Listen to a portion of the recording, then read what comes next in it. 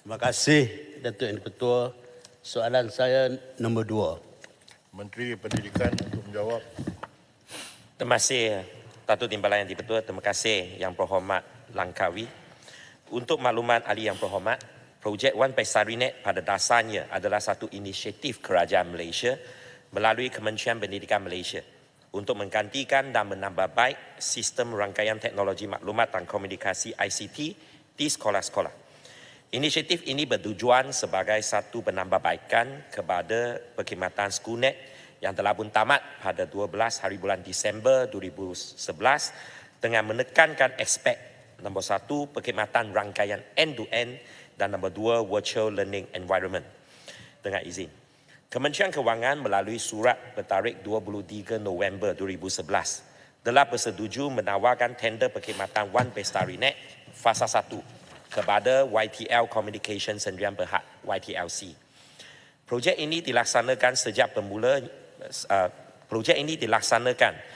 Pemula pada 13 Disember 2011 sehingga 12 Jun 2014 bagi kontrak fasa 1, 13 Jun 2014 sehingga 30 Jun 2016 bagi kontrak fasa interim dan seterusnya 1 hari bulan Julai 2016 sehingga 30 Jun 2019 bagi kontrak fasa 2. Sepanjang tempoh kontrak sebanyak 9,828 sekolah dibekalkan dengan perkhidmatan One Pestarinet.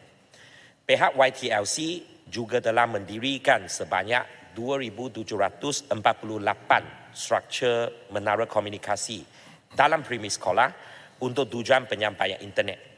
Antaranya 1,143 struktur dibina di atas tanah milik Pesuruhjaya Tanah Persekutuan PTP dan 1,605 struktur dibina di atas tapak premis sekolah bukan milik PTP.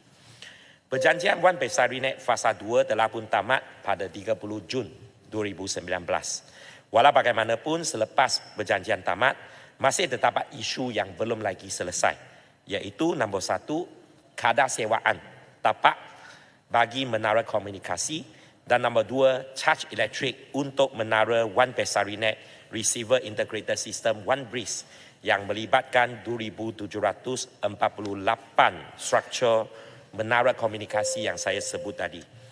Untuk makluman ahli yang berhormat, pada tahun 2019, KPM ada merancang rundingan dengan syarikat mengenai penyewaan tapak, kadar penyewaan tapak dan charge elektrik menara One Pestarinet. Namun rundingan tertangguh kerana YTLC telah pun memfailkan permohonan untuk semakan kehakiman terhadap kerajaan Malaysia. Rundingan diteruskan setelah syarikat menarik balik permohonan itu pada 5 hari bulan Oktober 2021 seperti yang disyaratkan oleh pihak kerajaan. Pada 17 Mac 2023, Nota Jemaah Menteri berkaitan cadangan penyelesaian isu sewaan tapak dan charge elektrik menara komunikasi One BRIS bagi projek perkhidmatan One Pestarinet fasa 2 dan pasca One Pestarinet telah pun dibentangkan dalam mesyuarat Jemaah Menteri. Pada masa kini, KPM sedang memuktamadkan cadangan penyelesaian dan akan mengemukakan kepada Jemaah Menteri melalui Memorandum Jemaah Menteri untuk menentukan hala tuju penyelesaian bagi isu ini.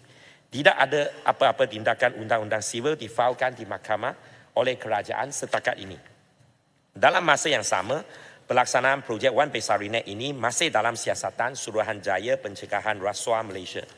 KPM menyerahkan sepenuhnya kepada SPRM untuk menyiasat perkara ini dan bersedia memberikan kerjasama sepenuhnya kepada pihak SPRM dalam siasatan ini.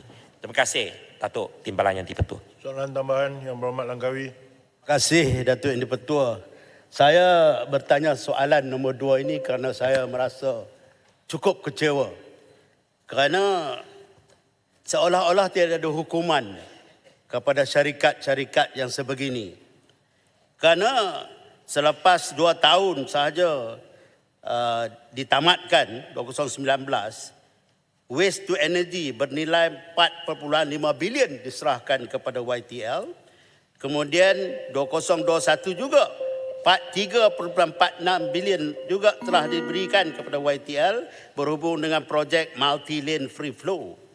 Kemudian ada lagi Digital Banking License April 2022, Extension of Express Rail Concession 2024, dan jumlah yang saya dapat figure ni bernilai lebih kurang 6 bilion.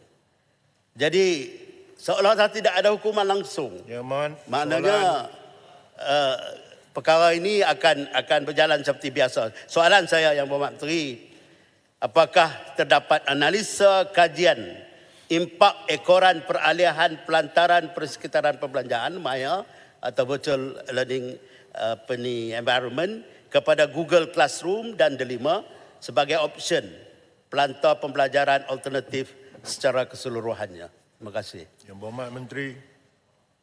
Terima kasih soalan tambahan daripada Yang Berhormat Langkawi. Sememangnya isu Wan Pesarinet ini timbul setelah projek ini dianugerahkan pada tahun 2011 lagi. Dan pada tahun 2011 sampailah 2019, seperti yang saya jelaskan tadi, dalam kontrak-kontrak yang telah pun dimasuki oleh kerajaan pada ketika itu, telah pun menampakkan banyak masalah, termasuk yang mana kadar sewaan tapak tidak dimuktamadkan dan juga caj elektrik telah pun disambung dari sekolah kepada pihak syarikat untuk digunakan bagi tujuan menara komunikasi dia.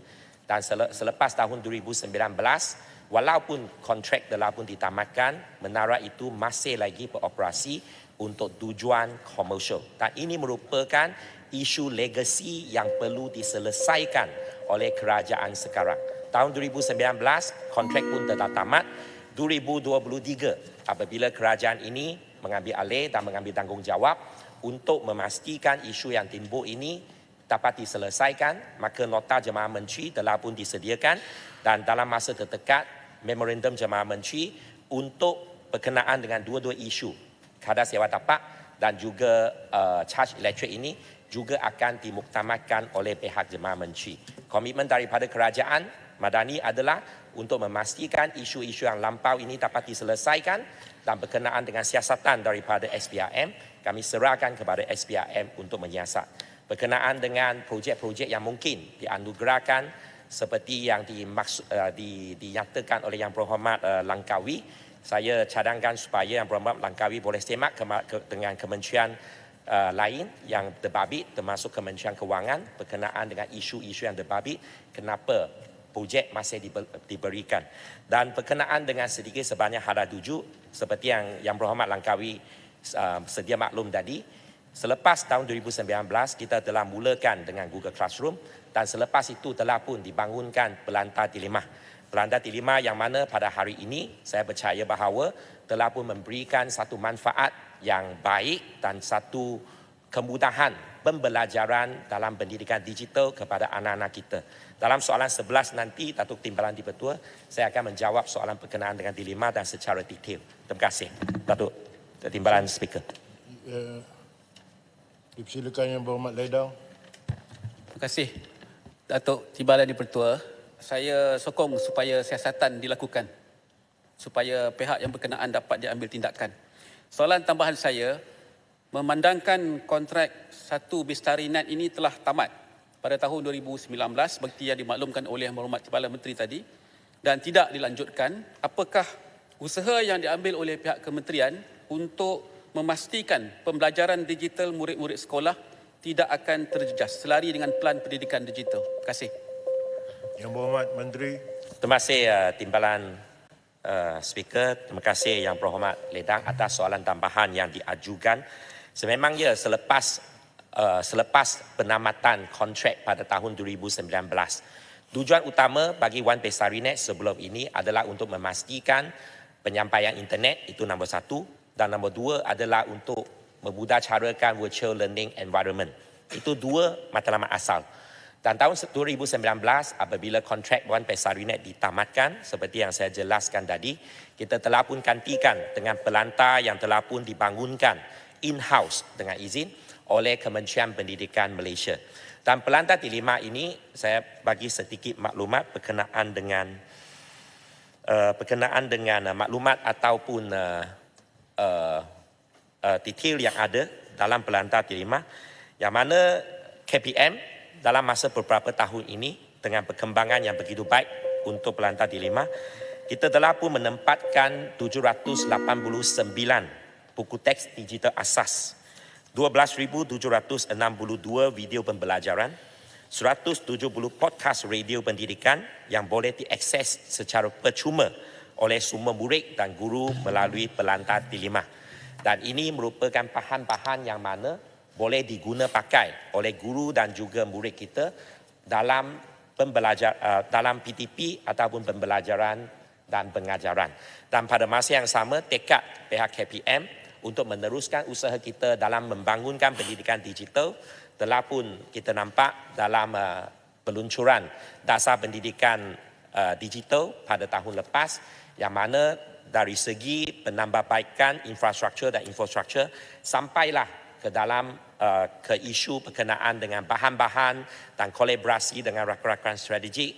Memang KPM memberikan satu komitmen atas pembangunan pendidikan digital di negara kita. So selepas pasca One Pesarinet, kita ada Pelantar Dilema yang dalam masa 5 tahun yang lepas ini menampakkan bagi saya satu showcase dengan izin, satu kejayaan yang kita boleh sebut dan juga boleh papar kepada anak-anak kita. Terima kasih, Datuk Speaker.